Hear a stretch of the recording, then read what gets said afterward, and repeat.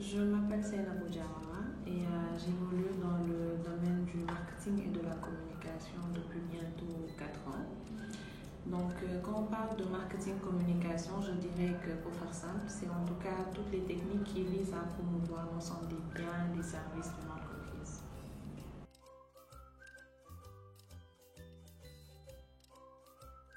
On peut d'abord parler du marketing opérationnel, tout ce qui est action terrain. Ensuite, de la communication qui est bien plus large à mon avis. On y trouve la communication interne qui a pour objectif de relayer la stratégie de l'entreprise auprès des salariés et de les aider à en tout cas intégrer tout ce qui est valeur de l'entreprise. Ensuite, il y a la communication externe et les relations publiques qui touchent à tout ce qui est communication média et hors média et relations avec les différentes parties prenantes. On y trouve le marketing digital qui, comme son nom l'indique, l'ensemble des actions qu'on retrouve sur le digital, les réseaux sociaux, etc. Je pense qu'il y a également ce qu'on appelle le chef de publicité, qui vise le chef de publicité, son rôle en tout cas, c'est de concevoir et de mettre en œuvre tout ce qui est campagne publicitaire. Voilà. Donc, entre autres, c'est les différentes spécialisations, mais la liste est non exhaustive. Vous retrouvez d'autres spécialisations.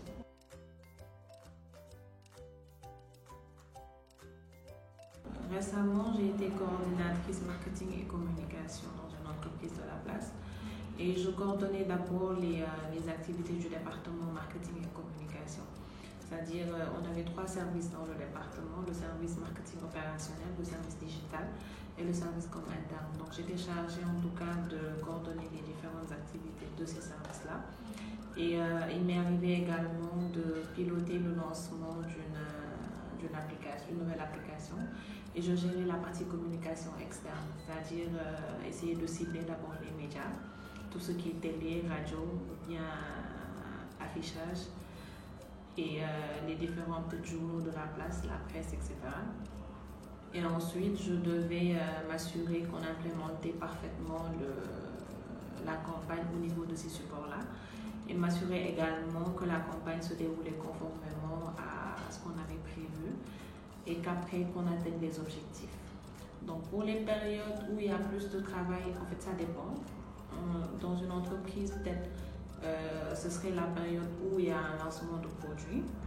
Des fois aussi, ça peut être la fin de l'année ou bien le début d'année, où on produit forcément beaucoup de supports de com, où on fait des stratégies, en tout cas pour appeler au public qu'on est là.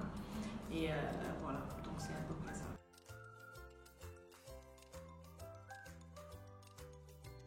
Voilà, donc j'ai d'abord eu un baccalauréat L2.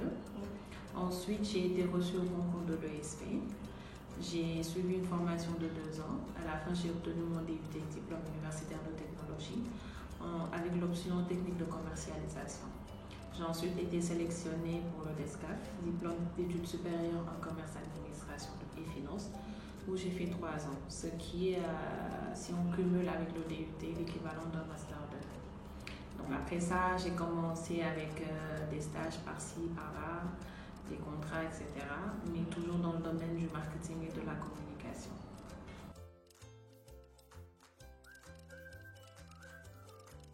Pour les qualités, je pense qu'il faut avoir un bon sens du relationnel. Il faudrait être réactif, il faudrait être rigoureuse, il faudrait avoir un sens de la créativité assez développé et être à même de pouvoir innover, proposer de nouvelles choses. Pour les compétences, je dirais pour les hard skills, les compétences techniques, ce serait une formation en marketing communication, cela va de soi. Ensuite, une maîtrise des outils bureautiques, tout ce qui est Microsoft Word, Office, Word, Excel, PowerPoint, etc. La maîtrise du français est obligatoire, en tout cas à l'écrit comme à l'oral, et celui de l'anglais aussi, enfin la maîtrise de l'anglais aussi. Également, des fois, on nous demande une maîtrise des outils, les logiciels PAO, ce qu'on appelle publicité assistée sur ordinateur. mais c'est pas forcé. Voilà. Et pour les soft skills, je dirais des compétences relationnelles, des aptitudes rédactionnelles également, et voilà.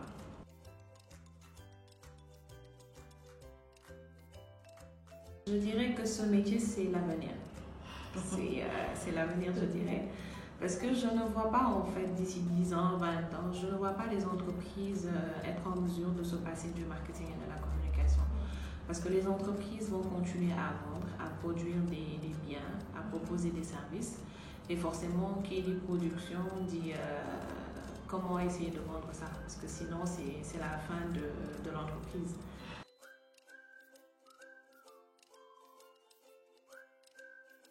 Bon, il y a beaucoup d'idées reçues par rapport au marketing et à la communication. Après, peut-être celle qui me marque le plus, c'est que on pense que c'est pas un métier compliqué. Les gens se disent que, enfin, tout le monde pense être en mesure d'exercer, comment on appelle, le marketing ou la communication. À la fin, tu as l'impression que c'est pas un métier comme les autres, et voilà. Enfin, on a même l'habitude de dire tout le monde se croit expert en marketing communication, et c'est vraiment dommage.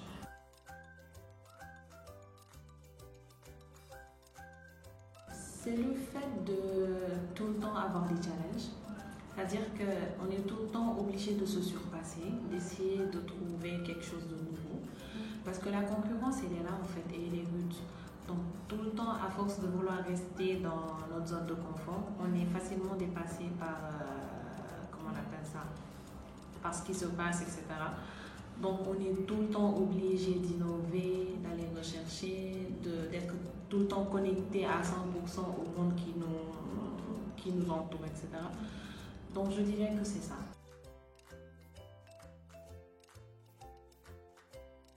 Les avantages, je dirais que le marketing, c'est une fonction transversale. On est forcément en contact avec toutes les entités de l'entreprise, tous les départements. Et donc, on a une vue d'ensemble par rapport à tout ce qui se fait.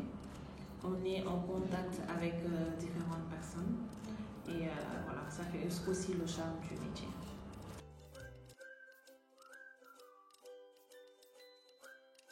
Bon, je dirais d'abord le fait que dans l'entreprise, tout le monde croit que c'est le département marketing qui consomme 90% du budget. Donc on nous regarde en mode oui, vous consommez tout le budget de l'entreprise, vous consommez des millions, etc. Et ce qui est déplorable, c'est le fait qu'il n'y ait pas cette culture, en fait, ce regard marketing-là. Que eux, ce qu'ils voient seulement, c'est on a dépensé 80 millions par exemple, donc on doit avoir un retour sur investissement et des bénéfices qui tournent autour de 500 millions, etc. Sans pour autant savoir que derrière l'aspect chiffre, l'aspect quantitatif, il y a l'aspect qualitatif. Parce qu'on parle de l'image de l'entreprise, on parle de la notoriété de l'entreprise. Donc en tout cas, c'est des objectifs qui sont derrière, qui n'ont rien à voir avec l'aspect argent, mais qui sont tout aussi importants que cet aspect-là. Et les gens ne le comprennent pas forcément de cette manière.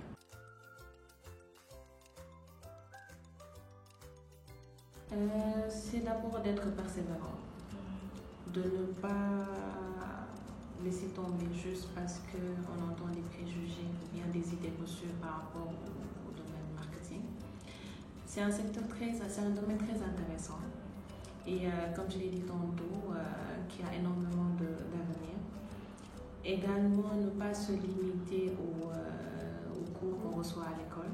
C'est important d'avoir un background parce que sans ce background-là, on ne peut pas vraiment évoluer dans le secteur.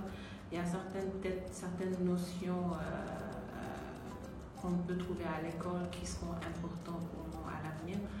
Mais il faudrait également être à l'affût des nouveautés, essayer de chercher par-ci par-là, essayer de se documenter par rapport à ce qui se fait dans les autres pays, dans les autres zones, comment est-ce qu'ils font le marketing, comment est-ce qu'ils communiquent, etc. Et essayer maintenant de voir comment apporter sa touche personnelle.